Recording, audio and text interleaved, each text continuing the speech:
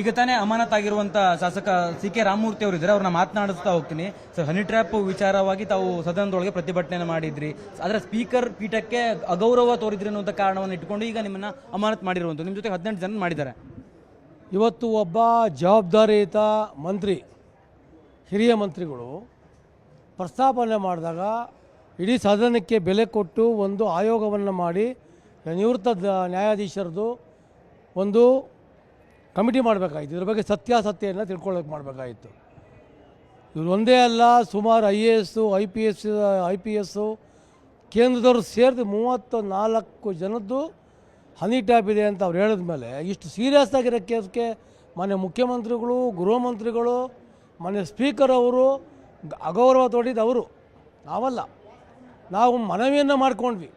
ಇಡೀ ಕಾಂಗ್ರೆಸ್ಸು BJP ಅವರು ಎಲ್ಲ ಸೇರಿಕೊಂಡು ಇದ್ರ ಬಗ್ಗೆ ಸಮಗ್ರವಾಗಿ ಜನಗಳು ಗೊತ್ತಾಗಬೇಕಲ್ಲ, ಮಾಡಿಲ್ವಾ ಈ ಥರ.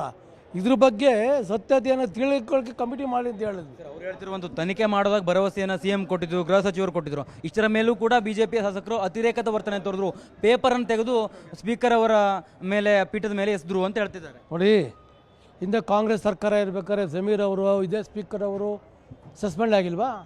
ಆಗಿದ್ದಾರೆ.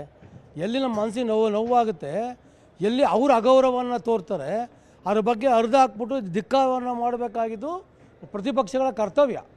ಅದು ಬಿಟ್ಟು ನೀವು ಅದು ಮಾಡಿದಾಗ ನೀವು ಎಲ್ಲರನ್ನೂ ಮೀಟಿಂಗ್ ಕರೆದು ಸಮಸ್ಯೆಗಳನ್ನ ಸಾಲ್ವ್ ಮಾಡಬೇಕಾಗಿದ್ದು ಸನ್ಮಾನ್ಯ ಸ್ಪೀಕರ್ ಅವರು, ಸನ್ಮಾನ್ಯ ಮುಖ್ಯಮಂತ್ರಿಗಳು.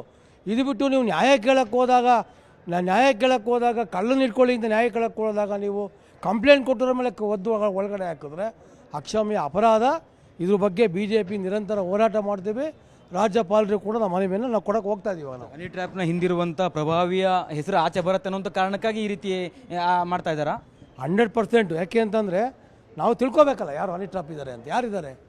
ಇಷ್ಟು ಜನ ಮುನಿರತ್ನಂ ಹೇಳಿದ್ದಾರೆ, ಸನ್ಮಾನ್ಯ ಸಚಿವರು ಹೇಳಿದ ಮೇಲೆ ಇದ್ರ ಬಗ್ಗೆ ನಾವು ನ್ಯಾಯ ಕೊಡಿ ಅಂತ ಕೇಳ್ತಾ ಇದ್ದೀವಿ. ಯಾರು ಅಂತ ತಿಳ್ಕೊಬೇಕು.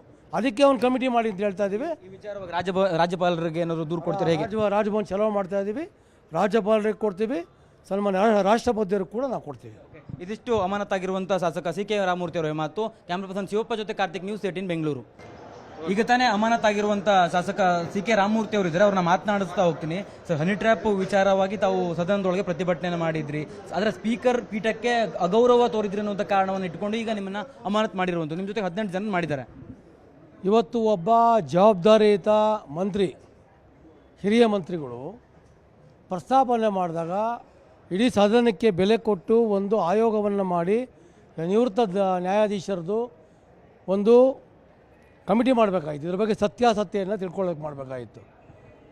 ಇವರು ಒಂದೇ ಅಲ್ಲ, ಸುಮಾರು IAS IPS ಕೇಂದ್ರದವರು ಸೇರಿದು 34 ಜನದ್ದು ಹನಿ ಟ್ಯಾಪ್ ಇದೆ ಅಂತ ಅವ್ರು ಹೇಳಿದ ಮೇಲೆ ಇಷ್ಟು ಸೀರಿಯಸ್ ಆಗಿರೋ ಕೇಸ್ಗೆ ಮಾನ್ಯ ಮುಖ್ಯಮಂತ್ರಿಗಳು, ಗೃಹ ಮಂತ್ರಿಗಳು, ಮಾನ್ಯ ಸ್ಪೀಕರ್ ಅವರು ಅಗೌರವ ತೋಡಿದ್ದು ಅವರು, ನಾವಲ್ಲ.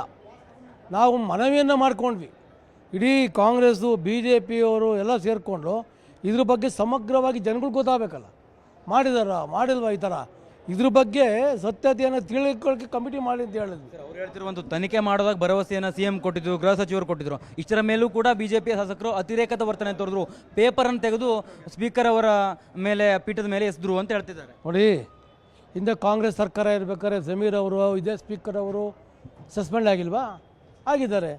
ಎಲ್ಲಿ ನಮ್ಮ ಮನಸ್ಸಿಗೆ ನೋವಾಗುತ್ತೆ, ಎಲ್ಲಿ ಅವ್ರ ಅಗೌರವವನ್ನು ತೋರ್ತಾರೆ, ಅದ್ರ ಬಗ್ಗೆ ಅರ್ಧ ಹಾಕ್ಬಿಟ್ಟು ಧಿಕ್ಕಾರವನ್ನು ಮಾಡಬೇಕಾಗಿದ್ದು ಪ್ರತಿಪಕ್ಷಗಳ ಕರ್ತವ್ಯ. ಅದು ಬಿಟ್ಟು ನೀವು ಅದು ಮಾಡಿದಾಗ ನೀವು ಎಲ್ಲರನ್ನೂ ಮೀಟಿಂಗ್ ಕರೆದು ಸಮಸ್ಯೆಗಳನ್ನ ಸಾಲ್ವ್ ಮಾಡಬೇಕಾಗಿದ್ದು ಸನ್ಮಾನ್ಯ ಸ್ಪೀಕರ್ ಅವರು, ಸನ್ಮಾನ್ಯ ಮುಖ್ಯಮಂತ್ರಿಗಳು.